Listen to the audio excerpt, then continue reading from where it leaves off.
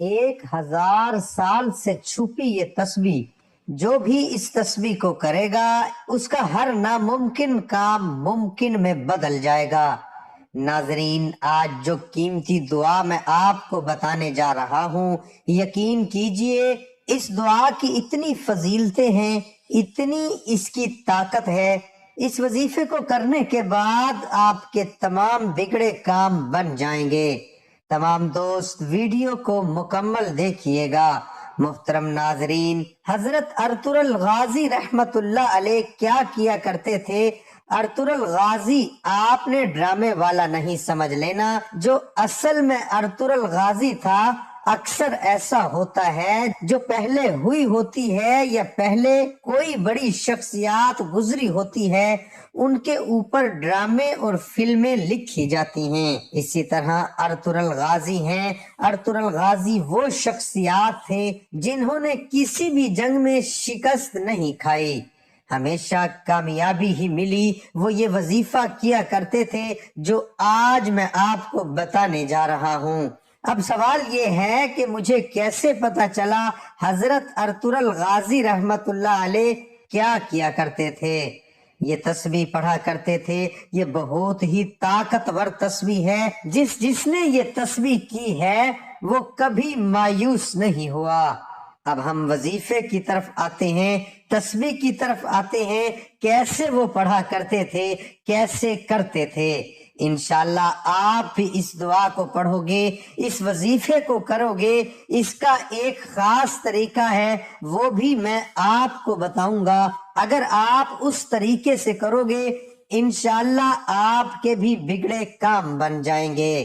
حضرت Ertugrul Ghazi رحمت اللہ علیہ نے کوئی بھی شکست نہیں کھائی۔ تاریخ اٹھا کر دیکھ لیں، ان کو کامیابی ہی ملی ہے۔ انشاءاللہ آپ کو بھی کامیابیاں ہی ملیں گی۔ وہ خود بتاتے ہیں کہ وہ یہ وظیفہ کیا کرتے تھے۔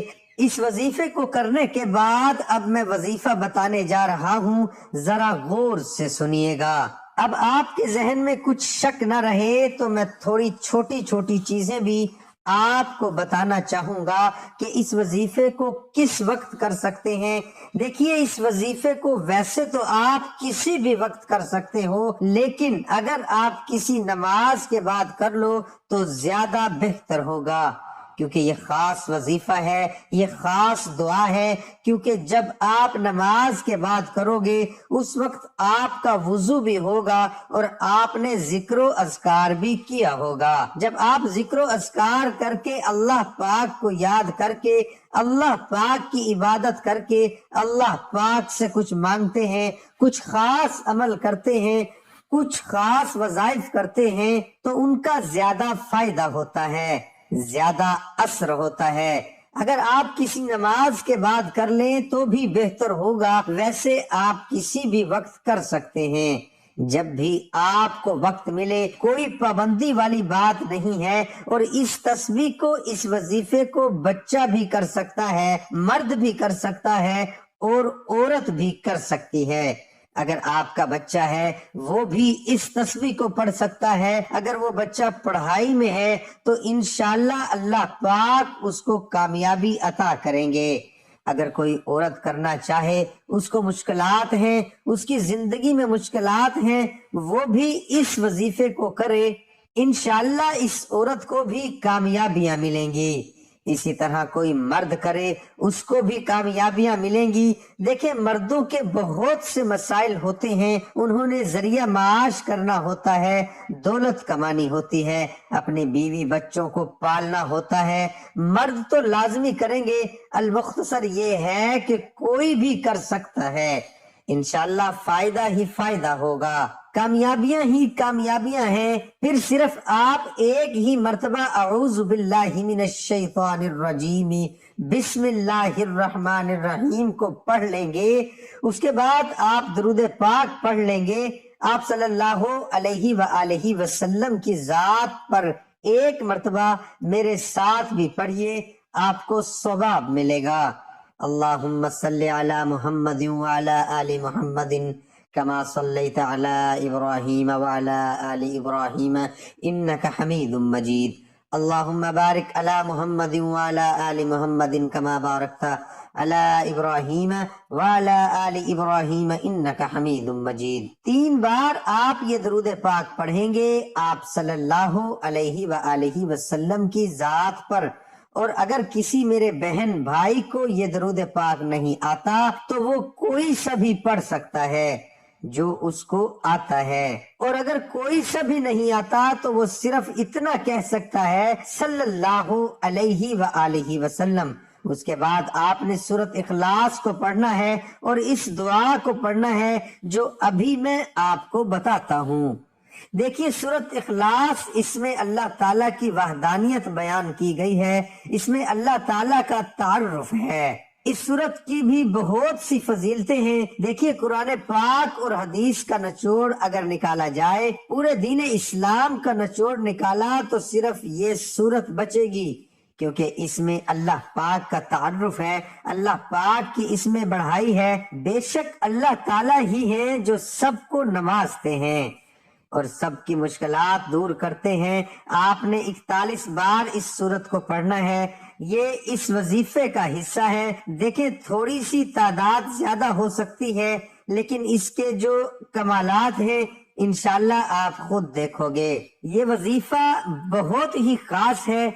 ابھی تسبیح بھی میں آپ کو بتاتا ہوں، لیکن جو سورت اخلاص کا میں آپ کو بتا رہا ہوں تھوڑی سی تعداد زیادہ ہو سکتی ہے۔ 41 مرتبہ آپ نے پڑھنا ہے، اس وظیفے کا حصہ ہے، چھوٹی سی سورت ہے۔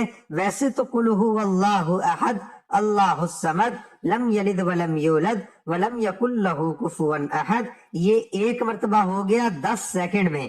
ایک دفعہ آپ سورت پڑھ لیں گے، 41 بار آپ نے پڑھنا ہے، زیادہ سے زیادہ آپ کے 10 منٹ لگ جائیں گے اس وظیفے کو کرنے میں۔ لیکن ناظرین انشاءاللہ اس کے جو کمالات ہیں، آپ کے تمام بگڑے کام بن جائیں گے، آپ کی مشکلات دور ہو جائیں گی، آپ کی زندگی میں آسانی آ جائیں گی۔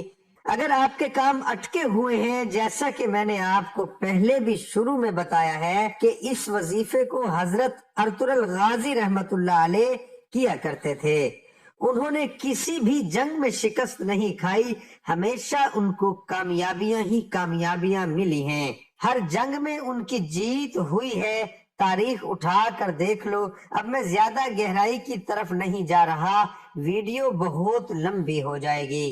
اب تسبیح سن لیجئے، سبحان اللہ والحمد للہ ولا الہ الا اللہ واللہ اکبر ولا حول ولا قوت الا باللہ العلی العظیم۔ یہ تسبیح کلمے کی آپ نے تسبیح کرنی ہے۔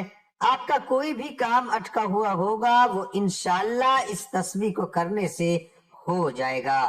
آپ نے اس کلمے کو پہلے پڑھا ہوا ہے، دیکھا ہوا ہے، لیکن آپ کو اس کی فضیلتیں نہیں پتا ہوگی، اس کی اہمیت نہیں پتا ہوگی۔ جب تک کسی چیز کی دل میں اہمیت نہ ہو، اس کی فضیلت نہ پتا ہو، تو اس کا وہ یقین بھی کم ہوتا ہے، پھر اس کا فائدہ بھی کم ہوتا ہے۔ اس کی بہت سی فضیلتیں، اس تسبیح کو جلالی تسبیح بھی کہا جاتا ہے۔ اگر میں آپ کو تفصیل بتانے لگ جاؤں تو ویڈیو بہت لمبی ہو جائے گی، صرف آپ نے 11 بار اس کو پڑھنا ہے۔ سورۃ اخلاص کے بعد جو میں نے ترتیب پیچھے بتائی ہے، انشاءاللہ اس دعا کی برکت سے اور یہ پورے وظیفے کی برکت سے، جیسے میں نے یہ وظیفہ ترتیب سے بتایا ہے ویسے آپ کرو گے، تھوڑا سا بھی باقی رہتا ہے، انشاءاللہ آپ دیکھنا کہ کیسے آپ کی مشکلات حل ہوگی، آپ خود حیران ہو جاؤ گے۔